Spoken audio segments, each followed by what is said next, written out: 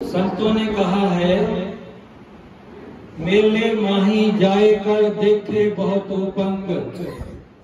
सदगुरु फरमाते हैं, गृह मेले माहे जाए कर देखे बहुत उपंग। संजा खाली घर गया कछु न चाल्या संग। ऐसे मेला जगत का भंज गुजरे हंस। बिना बंदगी लुटेगा तन मन होत विध्वंस। जैसे आपको पता है, जगह जगह मेले लगते हैं, हम लोग जाते भी हैं उन आत्माओं के दर्शन करने के लिए जहां हम समझते हैं हमारे ऊपर उनकी कृपा बरसती है। लेकिन हम जाते हैं, कृपा की तरफ ध्यान कम होता है और आपसे सामान खरीदने में मन के जो लालच हैं उनको पूरा करने में हमारा मेले में जाकर समय पूरा हो जाता है और फिर हमारा टाइम हो जाता है घर वापस आने का।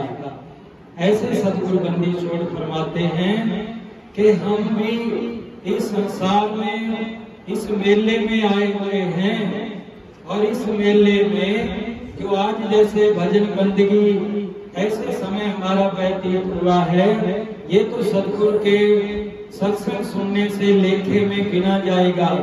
लेकिन नहीं तो हम इधर उधर की बातों में, मन के लालच में, ऐश बस्ती में सारा जीवन व्यतीत कर देते हैं। तो जाते समय क्या होता है, खाली हाथ यहाँ से चले जाते हैं। तो वैसे ये जो मेले रूप संसार है, ये दो प्रकार का संसार है। एक तो ईश्वर का बनाया हुआ संसार है जो ईश्वर ने रचा है। दूसरा संसार है जो हमारे मन का बनाया हुआ संसार है। ईश्वर का संसार हमें दुखी नहीं करता। उन्होंने पहाड़ बनाए, नदियां बनाई, आकाश बनाया, पृथ्वी बनाई, जल बनाया, अग्नि बनाई, वायु बनाई, जो हमारे जीवन में हमें सहयोग करते हैं। फिर ईश्वर का संसार तो हमें नहीं बांधता। मन का संसार हमें कौन सा है जो बांधता है? मन का संसार है मैं और मेरी का। मैं से होता है कि मैं कौन हूं। सबसे पहले आप थोड़ा सा ये समझ लेंगे कि मैं से कैसे बनते हैं और मेरी से कैसे बनते हैं।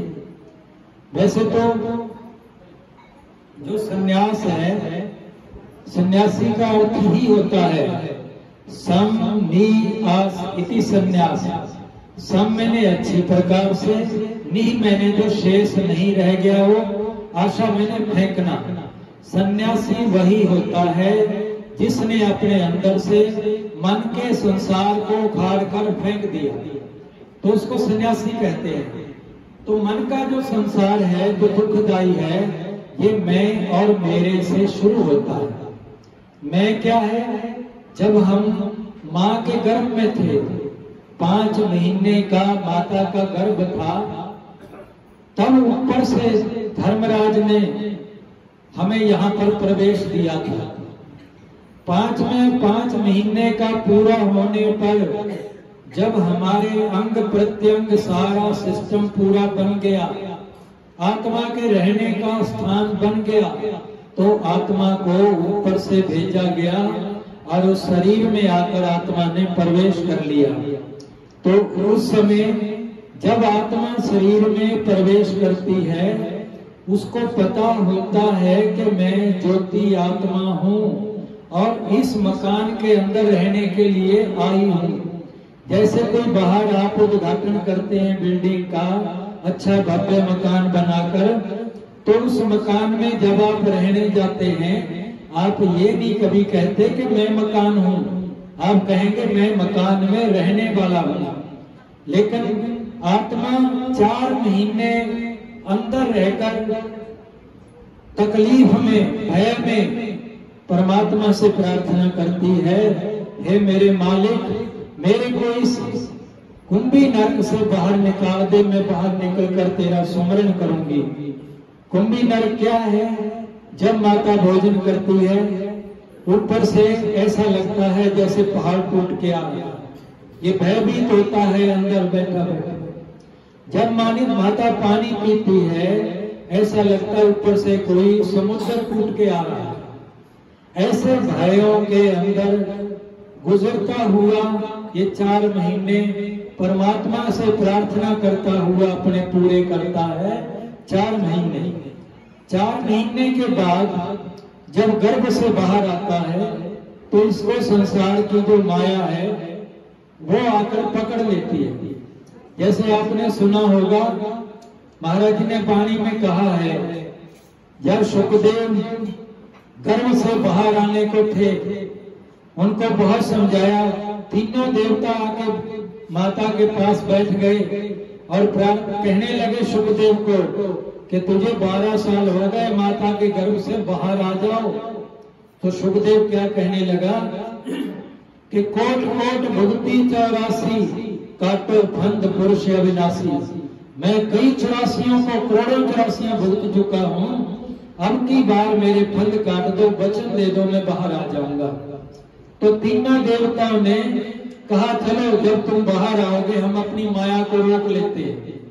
जब सुखदेव पैदा हुए थे उस समय इतनी देर माया रोकी थी जितनी देर राई का दाना सींग के ऊपर ठहर सकता है, मतलब आंख फड़कते ही। उसी समय संसार के अंदर जिनका जन्म हुआ था वो दिव्य आत्मा पैदा हुई थी, क्योंकि माया का प्रभाव नहीं पड़ा था उन पर। तो महाराज जी ने कहा है कि सिद्ध 84 9 नाथ और सिद्ध 84 संग उपजे थे 2। कहते हैं 84 सिद्ध भी 9 नाथ भी जब सुखदेव पैदा हुए उसी समय पैदा हुए थे, इसलिए उनको माया नहीं व्यापी। जब हम गर्भ से बाहर आ गए माया ने पकड़ लिया। गर्भ के अंदर हम कहते थे प्रभु आपने ये मकान भी दे दिया लेकिन मुझे कितना बड़ा दुख दिया, मेरे को भय बना हुआ है, मुझे बाहर निकालो। जब बाहर आ गया तो ये भूल गया कि मैं ज्योति आत्मा हूँ, ये मेरा शरीर है।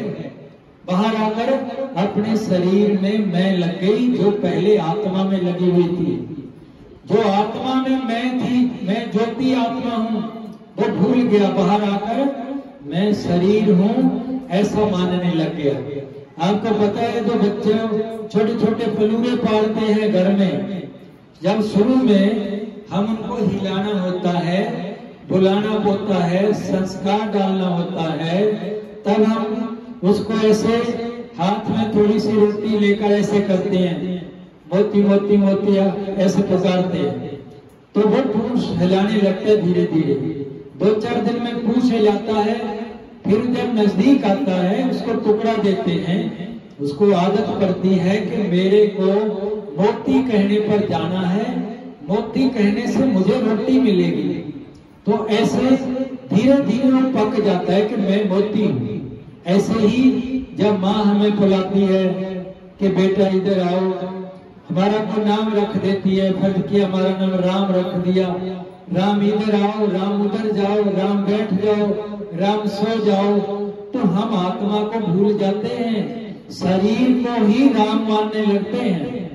माँ जब शरीर को पुकारती है मैं समझ गया मैं शरीर हूँ और मैं इसका नाम शरीर का राम है। तो जब भी माँ पुकारती है, माँ ये नहीं कहती कि ज्योति आत्मा इधर आओ, माँ कहती है कि राम इधर आओ, तो हम चले जाते हैं। फिर जो शरीर का अभिमान है ये हमें पकड़ लेता है, इसको मैं कहते हैं कार को। सबसे पहले मैं मेरी कहा है ना, कई दफा पढ़ते भी हम, मैं मेरी को त्याग दे यूं ही गोए मैदान, सदगुरु कहते हैं। उसी मैं मेरी की बात चल रही है। मैं का मतलब मैं पहले आत्मा था, अब मेरे को अहंकार हो गया, मेरे को माया ने पकड़ लिया, तो मैं जड़ को मैं मानने लग गया। मैं शरीर हूँ, मैं शरीर हूँ, तो इसके पीछे इसका मद कितना है, अभिमान कितना है। मेरे जैसा कोई बलवान नहीं, मेरे जैसा कोई सुंदर नहीं, मेरे जैसा कोई पढ़ा लिखा नहीं, विद्वान नहीं, ये सारे मैं के ऊपर माया के सारी वृत्तियां आरोपित हो जाती हैं। तो मैं पहली सीढ़ी आत्मा से दूर चला गया। जब मैं पहली सीढ़ी आत्मा से दूर गया, तो जब तक तुम आत्मा में नहीं आओगे तब तक मैं को नहीं जानोगे। जब तक मैं को नहीं जानोगे तब तक ये मैं आत्मा कहां से आई है उस परमात्मा को नहीं जानोगे। इसलिए परमात्मा को जानने के लिए पहले आत्मा को जानना बहुत जरूरी है।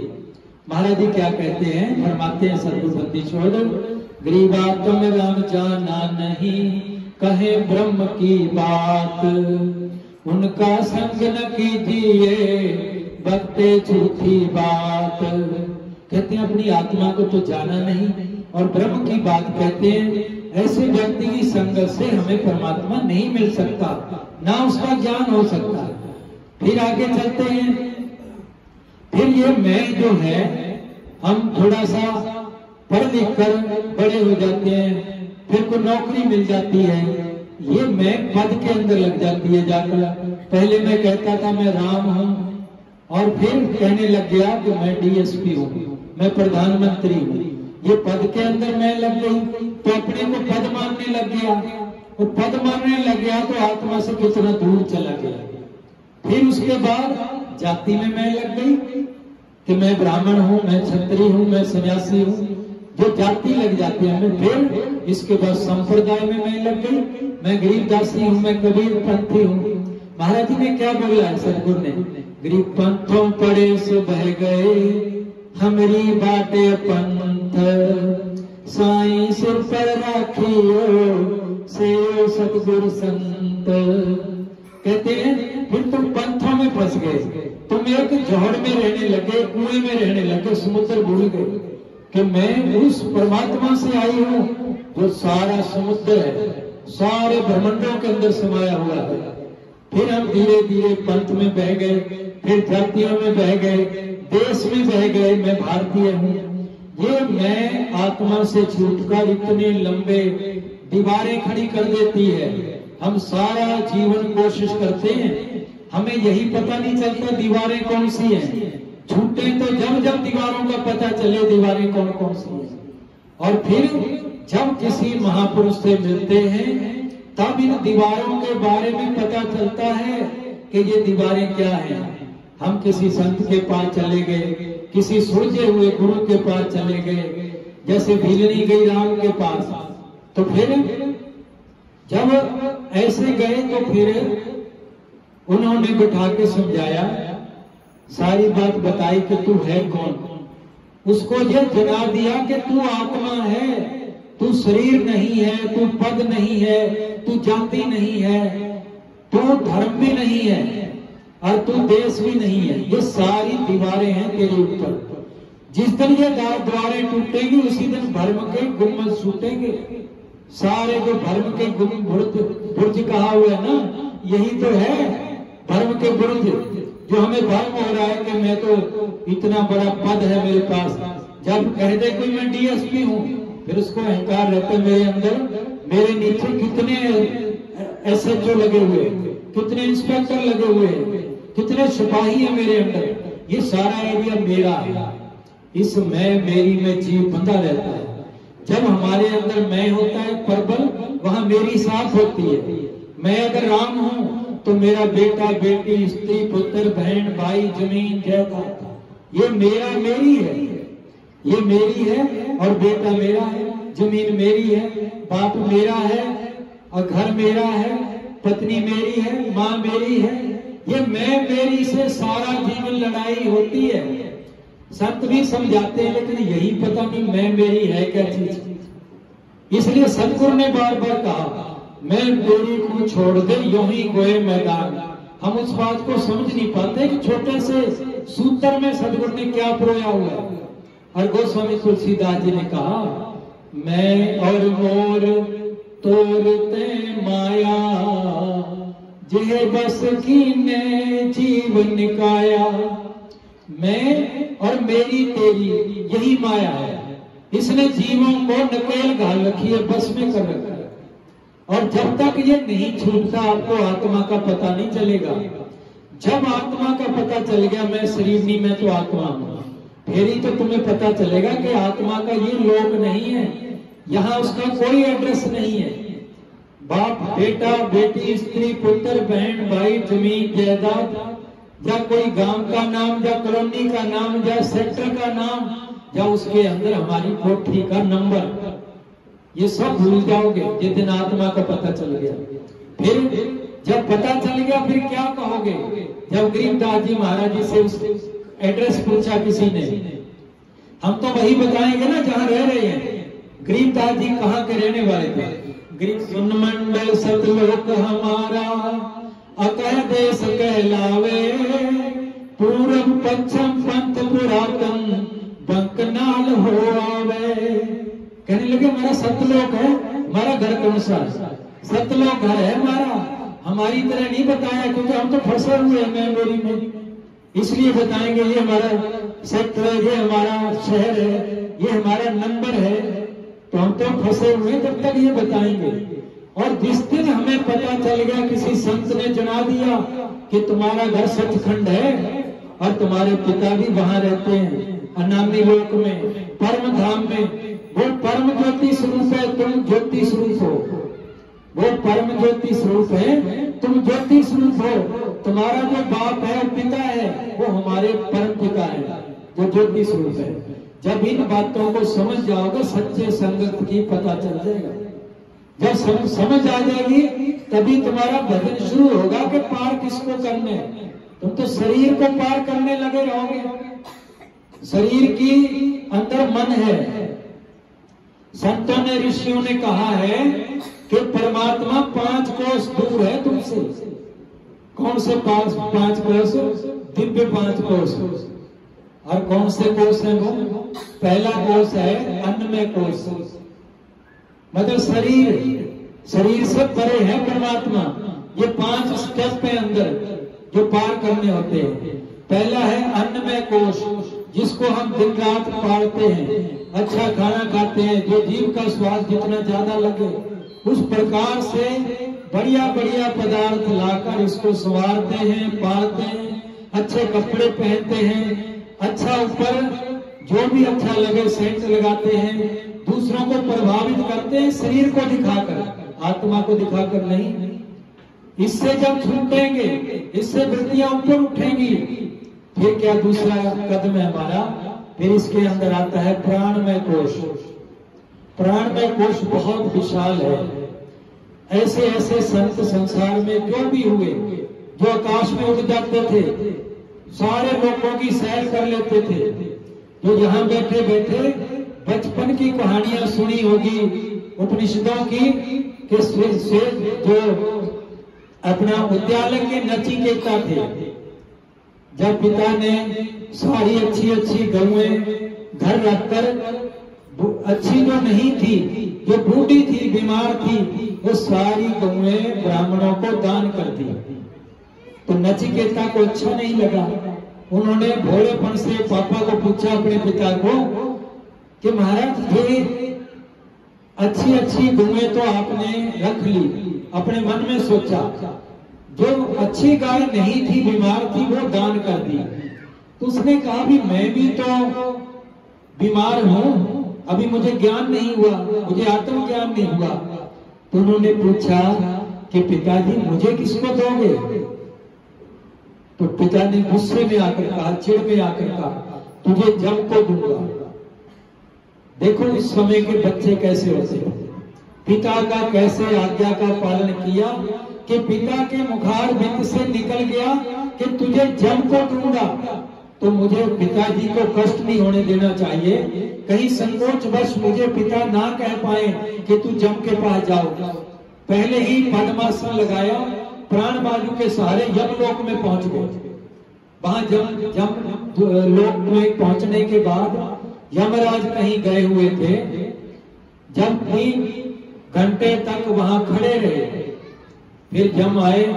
उन्होंने कहा, ओहो, यमराज ने कहा, ब्राह्मण देवता मेरे को तो बहुत पाप लगेगा, आप इतनी देर मेरे दर पर खड़े रहे, तो आपको मैं इसके बदले में 3 वचन देता हूं। कहने का अभिप्राय है ये शक्तियां बचपन से पैदा होती थी, आज हम अपने बच्चों को क्या सिखाते हैं? बाबा जी के पास न जाना, साधु बन जाएगा और चला जाएगा, फिर कमा के क्या खाएगा, पढ़ाई नहीं होगी, पढ़ाई जरूरी है। इतना हमने बच्चों को बिजी कर दिया, बच्चों की जो बुद्धि जागृत होनी है उसके लिए टाइम नहीं बचा, उसके लिए भक्ति नहीं बची, उसके लिए ज्ञान नहीं बचा। ज्ञान से बुद्धि का विकास होता है, ज्यादा पढ़ने से नहीं होता। हम भी पढ़े अपने जीवन में, मैं 5वीं में भी फर्स्ट आता था, 8वीं में भी फर्स्ट आया, लेकिन जब जब मैं फर्स्ट आता था, मैं उस समय रामायण की कथा करता था, घर में बुजुर्गों को सुनाया करता था। तो कहने का मतलब है परमात्मा की भक्ति से तो बुद्धि का विकास होता है। तो जब ऐसे ऐसे किसी संत के पास जाकर बैठोगे तो जीवन बदलने लगेगा, जीवन बदलेगा, हमें आत्मा का पता चलेगा, आत्मा का पता चलेगा तो फिर हमें पता चलेगा कि मैं आत्मा ज्योति हूँ, मैं शरीर नहीं हूँ, मैं तो असली ज्योति हूँ। मैंने कहाँ जाना है? मेरा पिता ऊपर है, उससे जाकर मिलना है।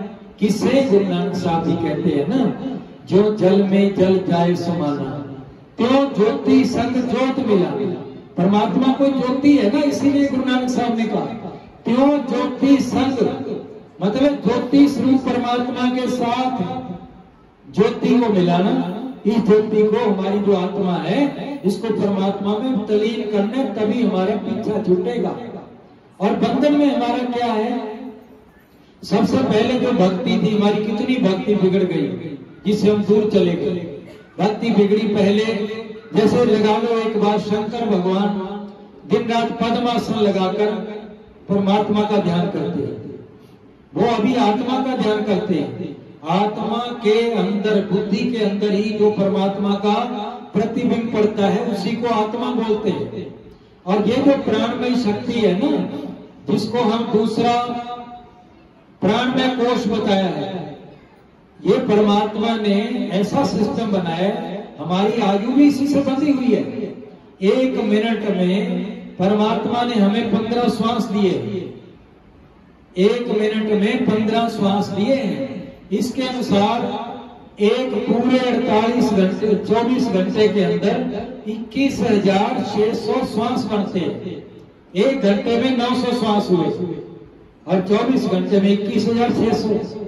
अगर आपने 21,600 से श्वास ज्यादा ले लिए तो क्या होगा? उम्र घट जाएगी। और 21,600 से कम लिए तो आपकी आयु बढ़ जाएगी। ये आयु का सारा माहौल है, इसमें सारा बताया हुआ है, रहस्य है आयु का, कि हम बढ़ा भी सकते हैं, घटा भी सकते हैं। जो भक्त प्रकार का व्यक्ति होता है, आसन पर बैठता है, पूजा करता है और प्रार्थना करता है, जो माता पिता की सेवा करता है, उसके उनके आशीर्वाद से उसके अंदर संतुष्टि और शांति रहती है, अंदर भरा भरा लगता है, फिर उसमें श्वास भी धीरे चलते हैं। जो व्यक्ति माता पिता का, गुरुओं का, संतों का, परमात्मा का आशीर्वाद नहीं पा सका, उसका सांस अंदर तेजी से चलेगा, क्योंकि उसका अंदर खोया खोया सा लगेगा, अंदर ऐसा लगेगा जैसे मैं कुछ बुरा करके निकला, हर समय खाली खाली लगेगा। और उसको श्वास भी तेजी से चलेगा, तेजी से चलेगा तो उम्र घट जाएगी। ये प्राणमय कोश को जिसने बस में कर लिया वो आगे बढ़ने लगता है। और महाराज सतगुरु ने कहा है कि हमें भी किसी ने पाना है तो इस प्राणमय कोश में आ जाओ, और हम अपना भेद देते हैं आपको। क्या भेद दिया सतगुरु ने? गृहस्वासा पारस भेद हमारा, जो खोजे सो उतरे पारा। श्वासा पार से आग निशानी, जो खोजे सो होए दरबानी। हर दम नाम सोहंगम सोई, आवागमन बहुर ना होई।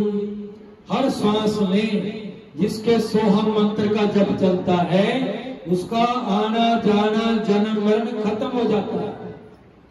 क्यों? सद्गुरु ने गुरुदेव के अंग में, गुरुदेव की महिमा के अंदर कितना वर्णन किया है। जब कबीर साहब मिल गए थे, जब उन्होंने गुरुदेव का उच्चारण शुरू किया अंग को, तो महाराज ने जब साधना की बात आई तो उन्होंने, कबीर साहब ने आपको क्या दिया? तो महाराज जी कहने लगे, सतगुरु सोहम नाम दे बुझ बीरज विस्तार, बिन सोहम सीझे नहीं मूल मंत्र निज सार।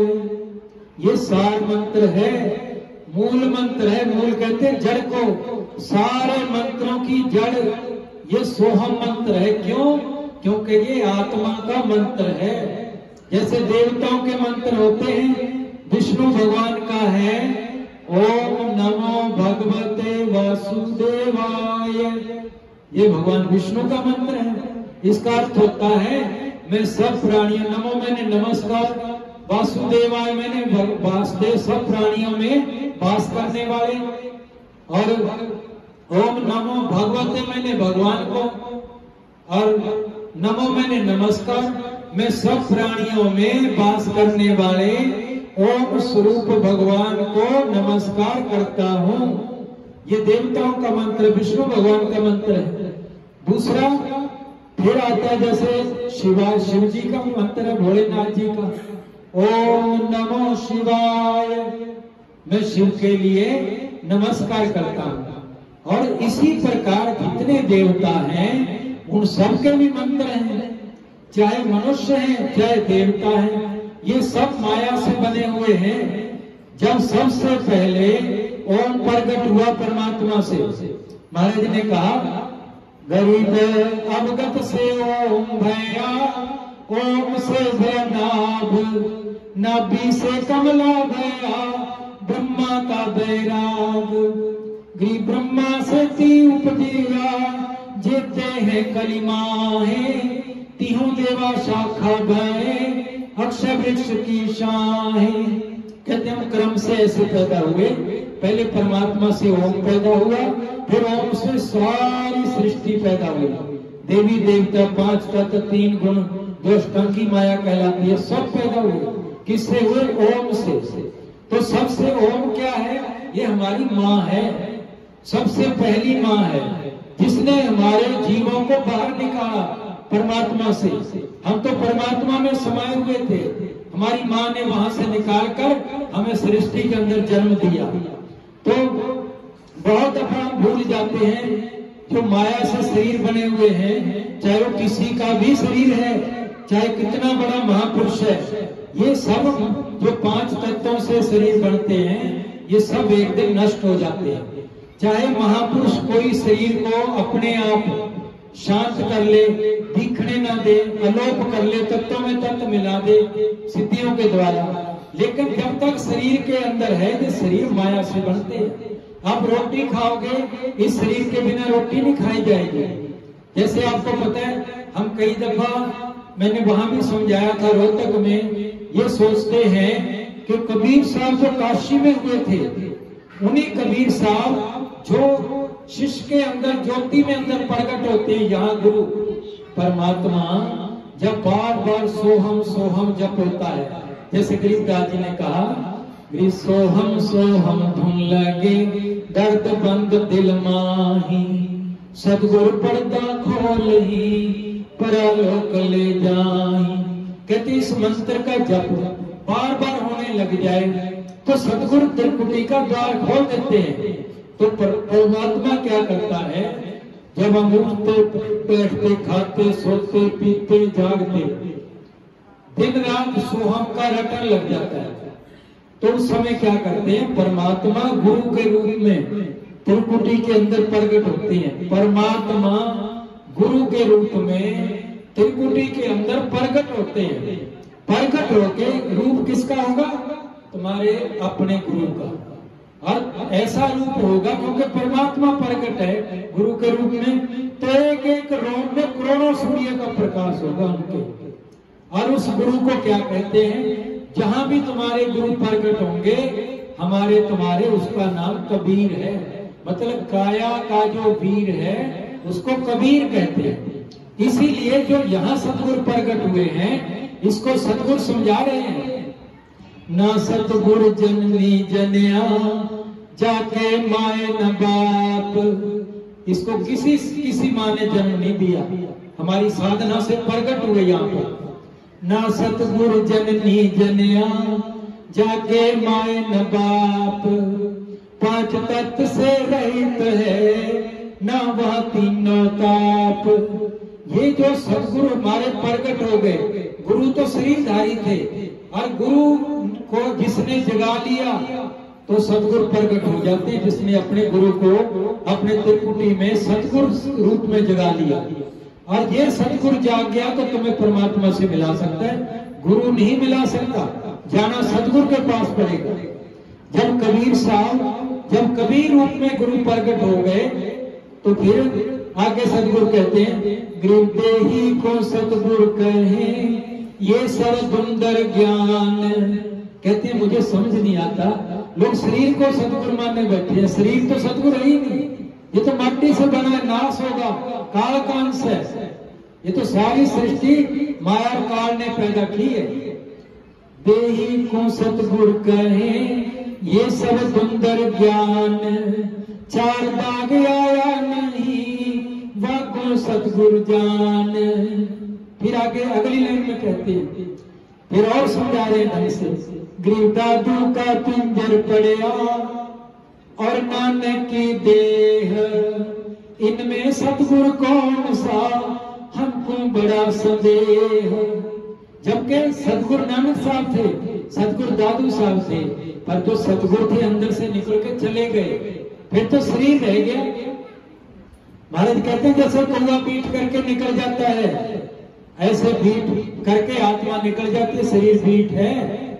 इसको फिर हम लोग क्योंकि ज्ञान होता नहीं, उसी को उठाकर इकट्ठा करते हैं, फिर उसका मंदिर बनाते हैं, फिर उसको पूजते हैं, परमात्मा को भूल जाते हैं। जैसे शंकर भगवान किसका ध्यान करते हैं? अपनी आत्मा का। उसके बाद जब शंकर के गणेश जी हुए, उन्होंने किसका ध्यान किया? पार्वती ने किसका तप किया? शंकर भगवान का। शंकर भगवान का तप करके पार्वती ने शंकर भगवान को तो पा लिया, लेकिन शंकर भगवान जिसके लिए तप कर रहे हैं वो नहीं पाएगा, उसका ज्ञान भी नहीं था। वो तो नारद मुनि ने बाद में जाकर दिया, तब जाकर गौरजा की समाधि लगी, वो भी परम तत्व को प्राप्त हुई। और जैसे पार्वती ने तप किया, शिवजी भगवान को पा लिया, और उनके बेटे थे गणेश, उनको ऊपर का ज्ञान नहीं था, तो गणेश किसकी भक्ति करते हैं? गौरी शंकर की, मतलब शंकर भगवान और पार्वती माता की। तो उनको भगवान तो बहुत दूर हो गया उनसे, परमात्मा को। फिर गौरी शंकर जो है उनकी भक्ति करते हैं।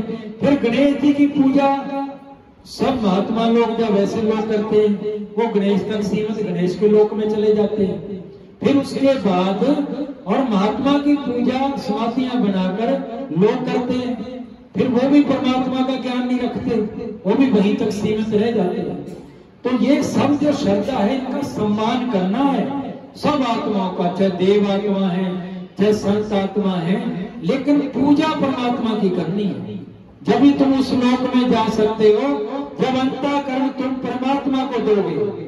लेकिन जितने देवता हैं सब सम्माननीय हैं, जितनी आत्माएं हमारे लोक से गई हैं वो भी सम्माननीय हैं। जैसे हम महाराज पृथ्वीदास जी का सम्मान करते हैं कि उन्होंने बहुत बड़ा काम किया। जैसे कोई डीएसपी आ जाए, एमएलए आ जाए, हमारी सड़क बनवा दे, लेकिन वो तो संसारी पुरुष है। जब हम उसका भी सम्मान करते हैं, हम उन दिव्य आत्माओं का क्यों नहीं करेंगे जिन्होंने हमारे संसार में रहकर सैकड़ों आत्मा का सुधार किया, लेकिन उनका सम्मान होता है।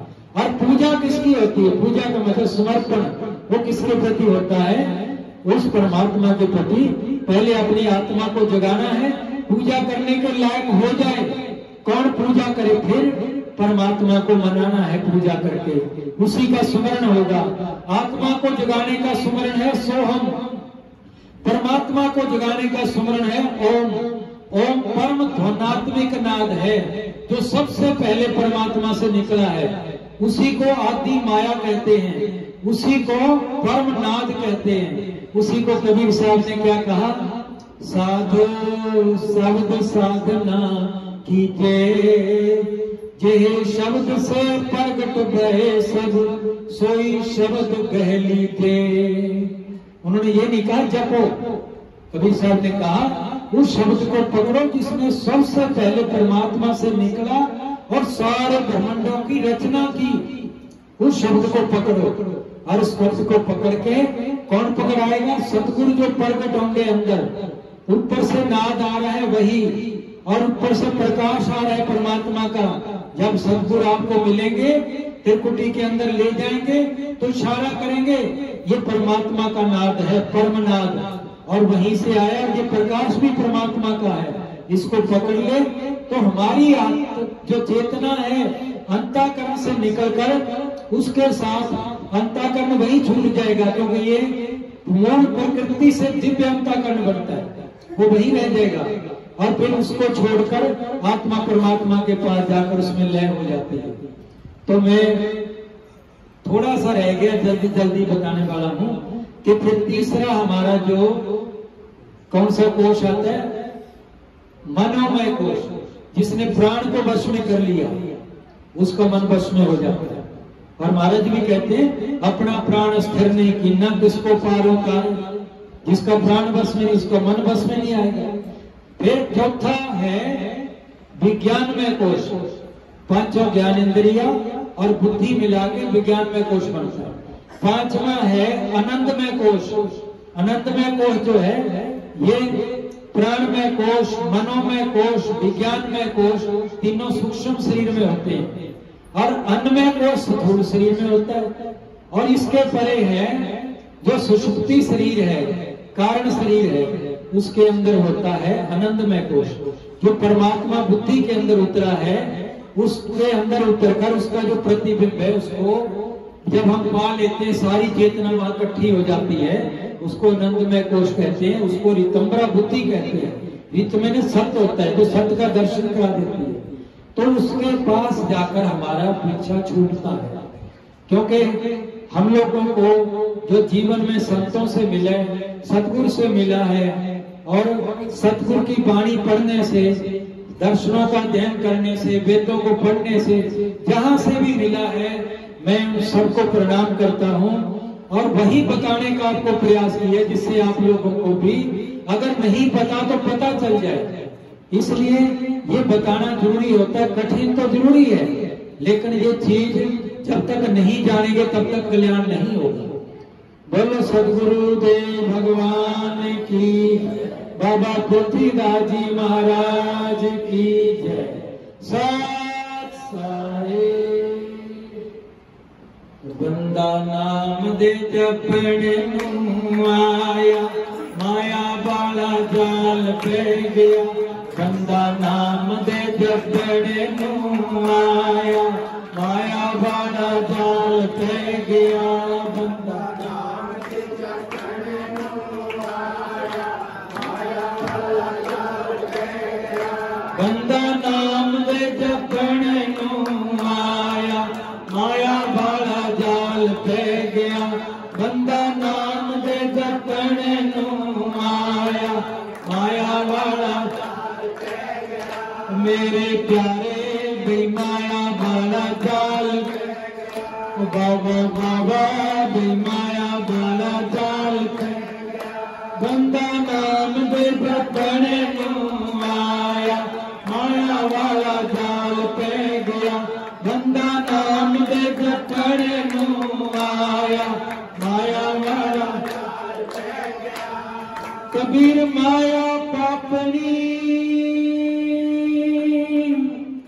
हरि सो करे हराम। मुठ कड़ियाली कुमति की कहने न देवे राम। माया वाला जाल पे गया। बंदा नाम दे जपने माया वाला जाल पे गया। बंदा नाम दे जपने आया, माया वाला जाल पे गया। बंदा नाम दे जपने आया, माया वाला जाल पे गया। मेरे प्यारे बेमाया वाला जाल पे गया। बाबा बाबा बेमाया वाला जाल पे गया। बंदा नाम दे जपने आया, माया वाला जाल पे गया। बंदा नाम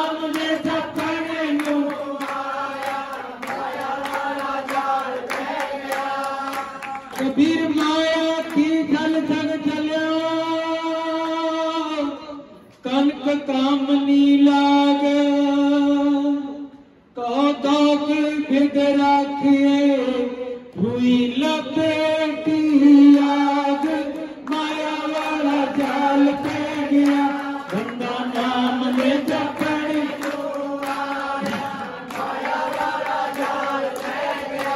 मेरे प्यारे गई माया वाला जाल बाबा बाबा गई माया वाला गंदा नाम ले जपड़े नो आया माया वाला जाल पे गया गंदा नाम ले जपड़े नो माया वाला जाल कबीर माया मैलो चढ़ गई मारे मोटे मीरा कोई साधु बच गए फूके छप्पर फकीर माया वाला जाल पे गया गंदा नाम ले जप